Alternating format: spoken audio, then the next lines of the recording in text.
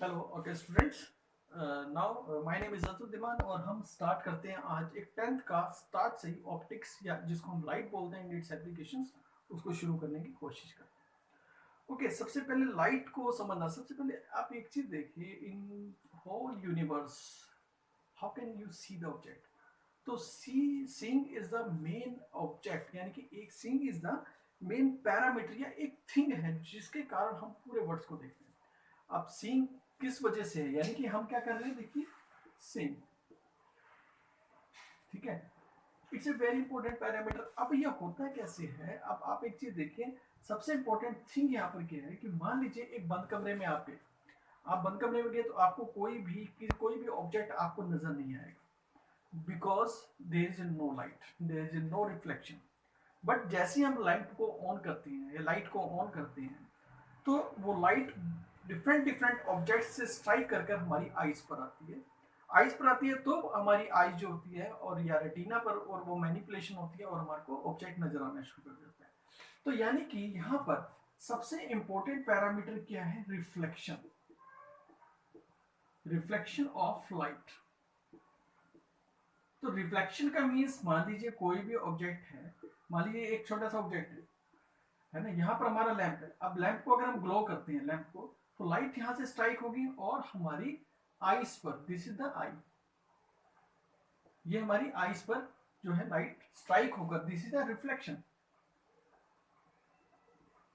तो हम ऑब्जेक्ट्स को देख सकते हैं, ठीक है। तो reflection is the main parameters in our light, या हम ऑब्जेक्ट्स को कैसे देखते हैं या सीइंग कैसे करते हैं, वॉच कैसे करते हैं, तो वो आफ्टर रिफ्लेक्शन ही हमारे को ऑब्जेक्ट्स नजर आते हैं, ठीक है। तो इसके अंदर बहुत सारे रोल्स हैं, हमारे आईज का भी है, हमारे जो लाइट का भी बेसिक रोल है। तो सबसे पहले हम इस चैप्टर में लाइट की प्रॉपर्टीज के बारे में जानने की कोशिश करेंगे। Okay, let we start with the property of light.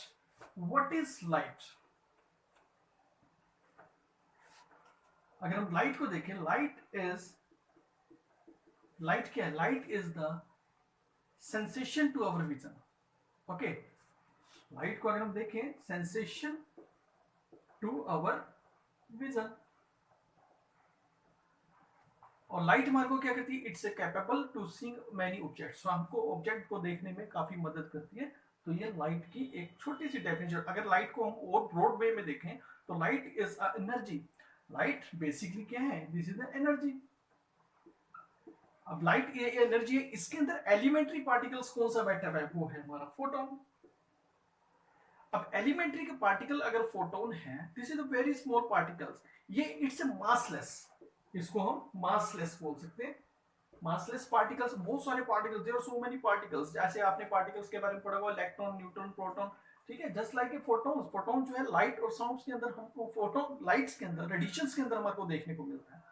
तो फोटोन एक एलिमेंट्री पार्टिकल है जो कि इलेक्ट्रोमैग्नेटिक है, इलेक्ट्रोमैग्नेटिक वेव्स की तरह ट्रीट करता है और वेलोसिटी ऑफ लाइट की तरह ये मूव करता है, वेलोसिटी ऑफ लाइट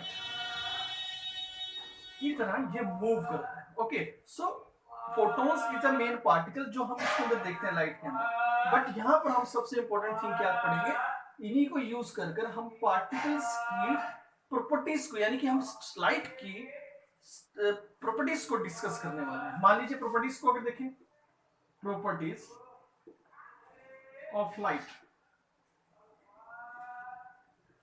सबसे पहली प्रॉपर्टीज क्या हो सकती है, जैसे हमने देखा अभी light is the form of energy, और वहां पर क्या है, पार्टिकल्स हैं, this is the elementary particle, वो क्या है, फोटोन, और फोटोन्स मासलेस है, ठीक है। और वो इलेक्ट्रोमैग्नेटिक वेव्स की तरह मूव करते हैं, जो कि आप प्लस टू के अंदर बहुत अच्छे ढंग से इसको क्लियरिटी से पढ़ोगे, इलेक्ट्रोमैग्नेटिक वेव्स। तो यहां पर हम लिख सकते हैं, light is an electromagnetic wave, light is an electromagnetic wave. इसके अंदर आप देखोगे यहां पर हमने क्या बोला, वेव, ठीक है, इलेक्ट्रोमैग्नेटिक, यानी कि वहां पर इलेक्ट्रिकल एंड मैग्नेटिक दोनों क्वांटिटीज का, या दोनों पार्टिसिपेट कर रही हैं। और एक वेव, वेव का मीन्स क्या है कि वेव यानी ट्रैवल, क्योंकि लाइट हमेशा ट्रैवल करती है। अब यहाँ पर सेकंड प्रॉपर्टी को देखें, यानी कि यहाँ पर क्या है, देखो electrical and magnetic both are, और एंड वेव। तो यहाँ पर सेकंड पार्ट क्या हो सकता है, सेकंड प्रॉपर्टीज क्या हो सकती है, light have rectilinear path, rectilinear path, हम इसको क्या बोलते हैं, स्ट्रेट। लाइट जो है हमेशा स्ट्रेट ट्रेवल करती है, वो कर्व्ड पाथ कभी नहीं लेती है, ठीक है। इट्स मूव्स या जो ट्रेवल करती है वो स्ट्रेट वे में करती है, जस्ट लाइक हमारे शोल्डर जो होते हैं वो एक लाइन में चल रहे होते हैं, ठीक है। एंड थर्ड प्रॉपर्टीज क्या होती है लाइट की, अब स्पीड, तो स्पीड ऑफ लाइट जो होती है, speed of light is 3 into 10 की पावर 8 मीटर पर सेकेंड। ये किसकी स्पीड है, this is the velocity of light, velocity of light, ठीक है। तो स्पीड ऑफ लाइट क्या है, 3 इंटू 10 की power 8 metre per second, and rectilinear path को फॉलो करती है और इलेक्ट्रोमैग्नेटिक वेव्स है। दैट्स व्हाई अगर ये इलेक्ट्रोमैग्नेटिक वेव्स हैं और लाइट जो है रेक्टिलिनियर पाथ को फॉलो करती है और इसकी स्पीड 3 टू 10 की power 8 metre per second, it's very high speed, ठीक है। अब तो then that's why it does not require, it doesn't required any medium to travel, any medium to travel, any medium to travel, ठीक है। तो यहां पर हम क्या कर रहे हैं कि लाइट को किसी मीडियम की जरूरत नहीं होती, जस्ट जैसे आपने देखा होगा 9th क्लास के अंदर आपने साउंड चैप्टर को पढ़ा होगा, साउंड को क्रिएट करने के लिए मीडियम की जरूरत होती है, बट यहां पर हमारे को इस चीज की कोई भी नीड नहीं है। तो light does not require any medium to travel, ये इजिली कहीं भी मूव कर सकती है। Okay, this is the basic properties जो हमको याद रखनी है।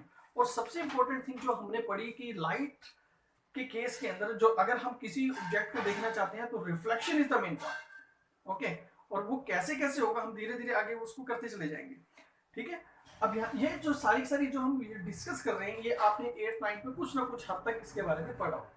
नाउ नेक्स्ट, ये लाइट के बारे में हुआ, फोटॉन्स, ये आपको कुछ पॉइंट्स याद रखने हैं क्योंकि ऑब्जेक्टिव के अंदर से आपको ये प्रॉपर्टीज के बारे में या कुछ ना कुछ चीजें पूछी जा सकती हैं।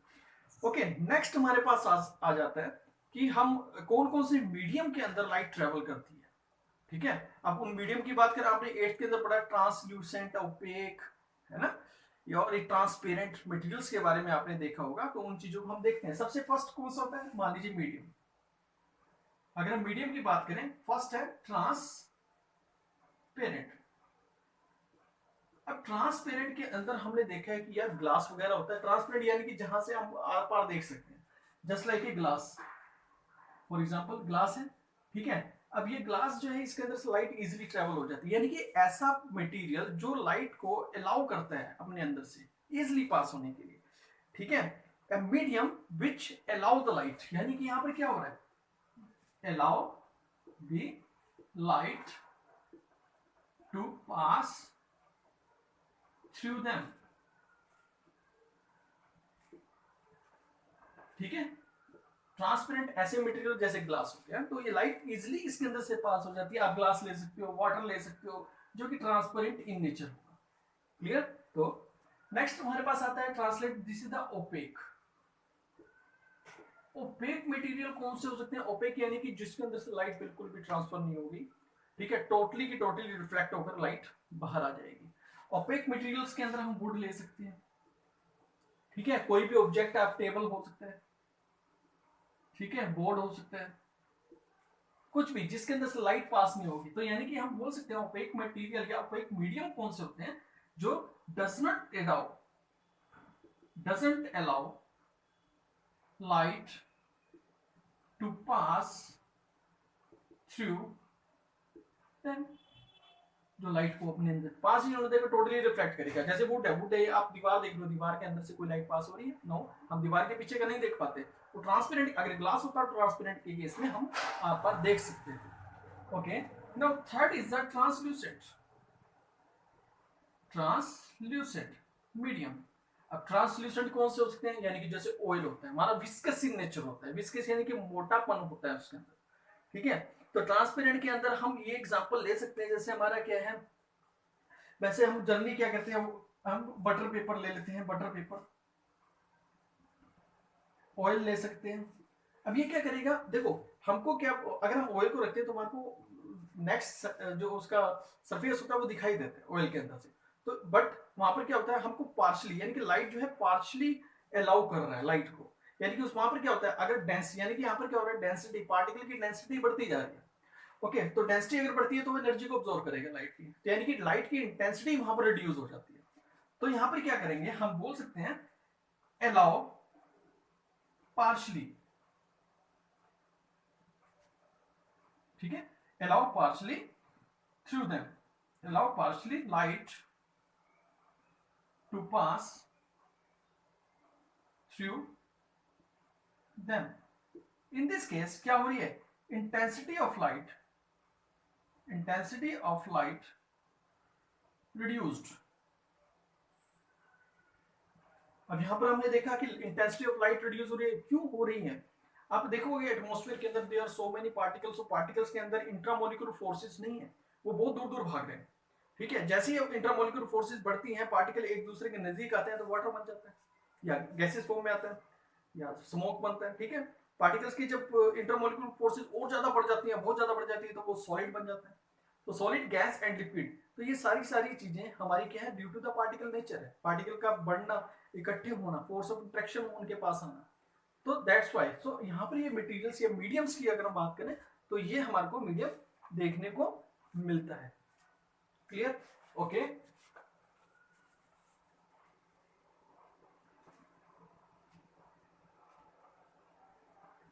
अब इसके बाद अगर हम इसके मटेरियल्स के बारे में या हम लाइट के बारे में कुछ हद तक हम जान पाए हैं, तो अब हमारे पास आता है दिस इज द रिफ्लेक्शन, और या लॉ ऑफ रिफ्लेक्शन हम बोल सकते हैं, reflection and laws of reflection.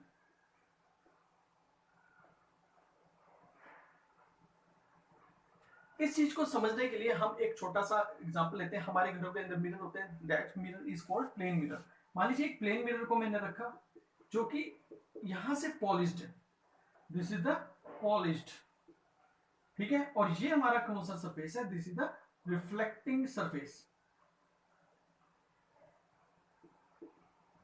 Reflecting surface.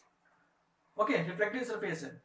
अब मान लीजिए ये हमने क्या किया, एक नॉर्मल ले लिया, this is the normal, normal is always perpendicular to the surface of mirror. Clear? अब लाइट जो है मान लीजिए इस पॉइंट पर आएगी, लाइट का गिरना, इसको हम लाइट रे भी बोलते हैं, ठीक है, लाइट का गिरना इसको बोलते हैं incidence of light, incidence of light, या लाइट का इंसिडेंस या इंसिडेंस लाइट बोल सकते हैं। This is the point of incidence. Okay, जैसे ही लाइट इस पॉइंट पर गिरती है, सेम एंगल से ये यहां पर भागती है। मान लीजिए ये वाला एंगल हमने निकाल दिया आई, और this angle is called R, और इसको बोलते हैं this is the reflected light, reflected light या रे। ठीक है, आप जैसे भी डिनोट कर सकते हो, रिफ्लेक्शन ऑफ लाइट भी बोल सकते हैं।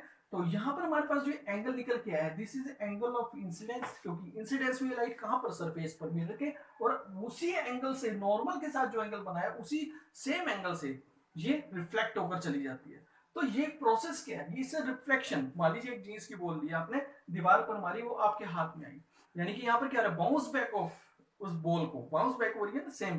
तो वही चीज जिस एंगल से जाएगी उसी एंगल से वो रिफ्लेक्ट भी होगी, इंसिडेंस होगी, रिफ्लेक्ट होगी। बट ध्यान यहां पर रखना है, अगर लाइट नॉर्मल पर इंसिडेंस होती है, अगर लाइट नॉर्मल पर इंसिडेंस होती है तो वो रिट्रेस कर लेती है पाथ को, यानी कि this is the bounce back, same ही उसी के अंदर वो निकल जाती है।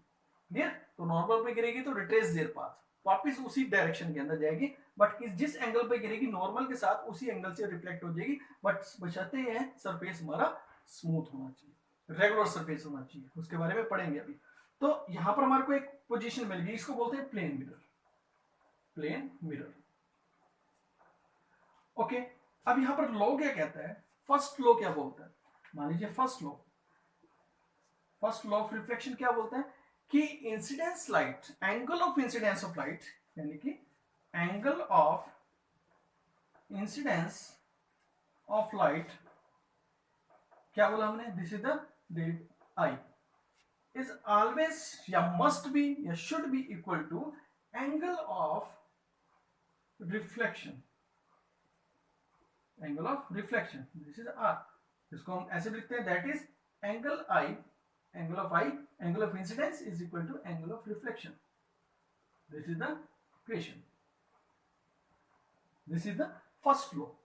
ये हमेशा होना चाहिए, angle of incidence angle of reflection के इक्वल होना चाहिए। बस ध्यान रखना, अगर नॉर्मल पर आपको न्यूमेरिकल की नॉर्मल पर लाइट गिरी है तो नॉर्मल पे ही चली जाएगी, वहां इंसिडेंस और रिफ्लेक्शन का कोई एंगल नहीं बनेगा, क्योंकि रिट्रेस कर रही है पाथ को 180 डिग्री पर। ठीक है, अब यहाँ पर सेकंड पार्ट क्या कहता है, the angle of incidence comma angle of reflection and normal lie in same plane. अब यहां पर देखो, ये एक प्लेन है, यहाँ पर लाइट आई, स्ट्राइक करी, रिफ्लेक्ट हुआ, और यही नॉर्मल है, एक ही प्लेन के अंदर सारे के सारे लाई कर रहे हैं। तो दिस इज द एंगल या reflection as well as law of reflection. तो इसको बहुत ज्यादा यूज किया जाता है जब हम वो वेरियस टाइप ऑफ न्यूमेरिकल्स भी करते हैं या हम इमेज फॉर्मेशन करते हैं प्लेन मिरर या किसी भी चीज की। तो it's a very important thing जो हमारा बेसिक्स है, ये this is the basics idea. Okay, I think आपको थोड़ा थोड़ा समझ आ रहा होगा, बट इसकी प्रैक्टिस आप कंटिन्यूस करते रहेंगे तो आपको धीरे धीरे आ जाएगा। ओके, नेक्स्ट इसके अंदर लास्ट टॉपिक करते हैं, उसके बाद नेक्स्ट लेक्चर में हम आपको इमेज फॉर्मेशन के बारे में बताएंगे, कैसे इमेज क्रिएट की जाती है प्लेन मिरर के कारण। ओके, नाउ यहां पर हमारे पास सिर्फ 2 टाइप्स की रिफ्लेक्शन, अभी हमने देखा कि हमारा लॉ ऑफ रिफ्लेक्शन हमने पढ़ा कि angle i should be equal to angle of r, angle i r and n lie in normal plane. So यहाँ पर हमारे पास 2 सरफेसेस या रिफ्लेक्शंस आती हैं। First reflection is the regular reflection, regular reflection, और सरफेसेस भी बोल सकते हैं हम, सरफेसेस समटाइम यूज। मान लीजिए एक प्लेन मिरर मैंने लिया, ओके, प्लेन मिरर लिया। अब यहां पर क्या हो रहा है कि मान लीजिए एक बंच ऑफ लाइट, मान लीजिए एक टॉर्च आपने यहां पर रख ली, यहां पर आपने क्या किया, टॉर्च रखी, this is the bunch of light, bunch of light. Bunch का मतलब क्या होता है, इकट्ठा, इकट्ठे लाइंस का आना। ठीक है, अब यहां पर ये लाइट जैसे ही गिरेगी तो ये इस सरफेस से स्ट्राइक होकर सेम एंगल पर ये रिफ्लेक्ट हो जाएगी, this is the incidence, this is the reflection, है ना। और ये पॉइंट, अब यहां पर अगर देखोगे तो आई हमेशा आर के इक्वल है, हर पॉइंट पर आई आर के इक्वल, एवरी पॉइंट पर आई जो है आर के इक्वल है। तो यहां पर हम बोल सकते हैं regular surfaces are those surfaces which follow the law of reflection. तो हम यहां पर बोल सकते हैं कि I should be equal to R. ऐसे सरफेसेस को रेगुलर सरफेस क्या बोल जाता है, दिस इज द स्मूथ, ये क्या है हमारा plane mirror, okay, this is the smooth surface, यानी कि इरेगुलरिटी नहीं है, यहाँ पर पूरा रेगुलर सरफेस है, बिल्कुल स्मूथ, जैसे ही लाइट गिरेगी वैसे ही रिफ्लेक्ट होकर चली जाएगी, this is the regular surface. Now second is the diffuse surface, diffused surface, और इसको हम क्या बोल सकते हैं, सरफेस या रिफ्लेक्शन, और इसको इरेगुलर भी बोला जाता है, इरेगुलर रिफ्लेक्शंस फॉर सरफेस। अब इसमें क्या प्रॉब्लम हो सकती है, यानी कि देखो अगर एक रेगुलर सरफेस है, i is equal to r है, तो डेफिनेटली एक अनदर सरफेस होगा जहां पर i not equal to r होगा, यानी कि वो ऐसे surfaces, those surfaces which does not follow the law of reflection. तो यानी कि कहीं ना कहीं कोई गलती है, मैन्युफैक्चरिंग में गलती है, अगर रेगुलर नहीं तो इरेगुलर का मतलब क्या हुआ, समटाइम मैन्युफैक्चरिंग में प्रॉब्लम आ गई जो हमारे को दिखाई नहीं देती, इससे बहुत छोटी छोटी, यानी कि ऊपर खापड़ से एरिया देखिए, मान लीजिए लाइट यहां से आई, इधर भाग गई, यहां पर स्ट्राइक हुई, इधर चली गई। अब यहां पर क्या होगा, देखो यहां पर अगर देखोगे आप, एंगल आई आर क्या है, एंगल आई तो बहुत ज्यादा है आर से, यहां पर देखोगे इस नॉर्मल को बनाओगे तो एंगल आर जो है एंगल आई से बहुत ज्यादा है, तो यानी कि दोनों के दोनों इक्वल नहीं है। तो ये क्या कर रहे हैं, ये इरेगुलर सरफेस है, प्लेन मिरर है, मैन्युफैक्चरिंग डिफेक्ट है। ठीक है, तो यहां पर हमारे पास क्या होगा, I does not equal to R, तो यानी कि those surfaces which does not follow the law of reflection, यानी कि इरेगुलरिटी है due to the manufacturing problems. ठीक है, तो यहां पर हमारे पास इन चीजों को लेकर दिक्कत है, तो ऐसे सरफेसेस को डिफ्यूज सरफेसेस बोला जाता है। तो this is the all about आपका एक बेसिक्स आइडिया था। अब हम इसके बाद reflection, image formation, spherical mirrors के बारे में धीरे धीरे पढ़ेंगे। ठीक है, और हमेशा ध्यान रखना लाइट की स्टडी को, study of light, study of light is called optics, इसको हम ऑप्टिक्स बोलते हैं, जो कि आप +2 क्लास के अंदर और डिटेल के अंदर पढ़ने वाले हो। Okay, till then thank you very much. और कोई भी प्रॉब्लम है कुछ भी हो मेरे से, थैंक यू वेरी मच, धन्यवाद।